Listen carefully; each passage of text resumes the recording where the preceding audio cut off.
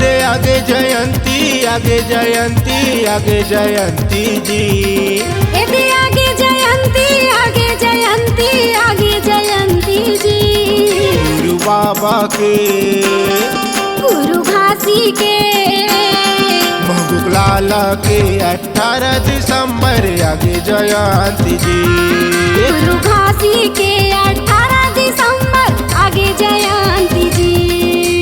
आगे जयंती, आगे जयंती, आगे जयंती जी।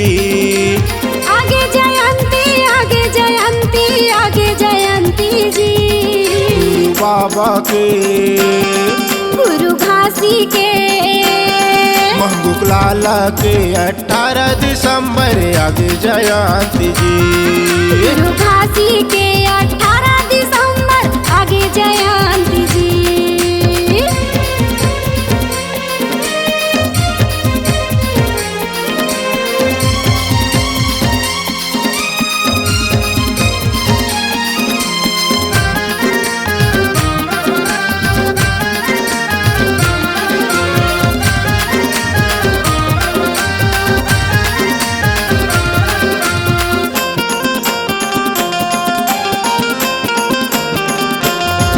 अरे जुर मिल के जमो सतनामी गुरु के जयंती मनाबो हो, गुरु के जयंती मनाबो।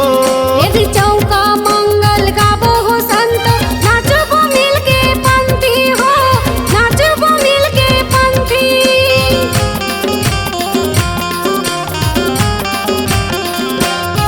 अरे जुर मिल के जमो सतनामी गुरु के जयंती मनाबो हो, गुरु के जयंती मनाबो। यदि चौका मंगल गाबो हो संत, नाचबो मिल के पंथी हो, नाचबो मिल के पंथी। गुरु चरण मात नवाबो, गुरु चरण मात नवाबो। नारियल पान चढ़ा के हो, नारियल पान चढ़ा के।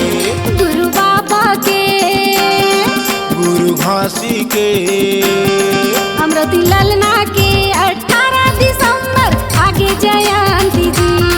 गुरु घासी के 18 दिसंबर आगे जयंती जी।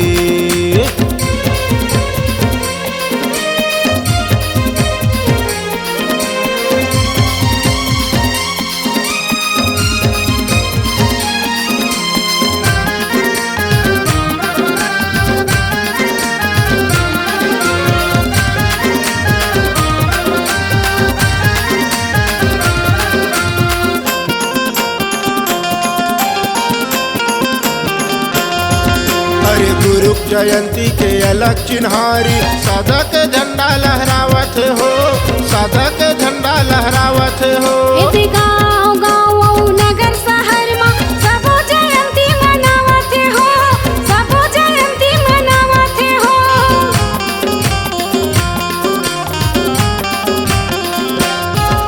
अरे गुरु जयंती के अलग चिन्हारी, साधक झंडा लहरावत हो, साधक झंडा लहरावत हो। यदि गाँव गाँव और नगर शहर में सबो जयंती मनावत हो, सबो जयंती मनावत हो। साधक झंडा सत के निशानी, साधक झंडा सत के निशानी। जय थाम लहरावत हो, जय थाम लहरावत हो। गुरु बाबा के, गुरु घासी के, महबूब लाला के 18 दिसंबर आगे जयंती जी। गुरु घासी के 18 दिसंबर आगे जयंती जी। आगे जयंती, आगे जयंती, आगे जयंती जी। आगे जयंती, आगे जयंती, आगे जयंती जी। गुरु बाबा के, गुरु घासी के, अमृति ललना के 18 दिसंबर आगे जयंती जी। महबूब लाला के 18 दिसंबर आगे जयंती जी। महबूब लाला के 18 दिसंबर आगे जयंती जी। गुरु घासी के 18 दिसंबर आगे जयंती जी।